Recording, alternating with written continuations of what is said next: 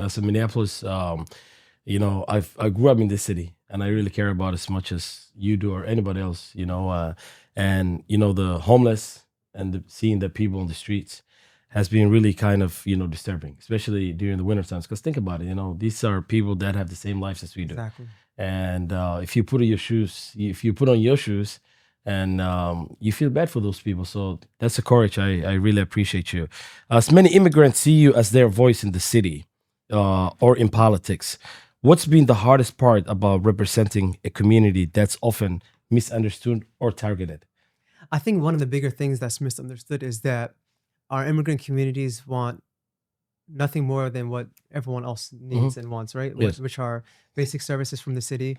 They want their children to have a good quality education, 100%. and be able to go to school and back safely and not having gun violence in our schools. They want to be able to have job opportunities both in the city, but also be able to start small businesses without having a lot of barriers and red tape in the way. And that's why one of the things I want to do is have a strong office of small business support, Yes. in which we can provide education, we can provide small business grants, but also how we bring in uh, businesses into the decision making process rather than making decisions for them and then saying later on, well, this is the policy that's happening, this is how it's impacting you. Again, forward thinking leadership means how we engage with them and learn from them so that we can have policy that rather impacts them in a negative way, that they have their input and actually allows them to thrive and succeed. And I think that's the right approach. I want to have an office of small business support that also provides multilingual services, because Mhm. we know we have a diversity of Yeah, businesses yeah, yeah, for here sure. in Minneapolis. So things like Spanish and Somali Oromo will be critical.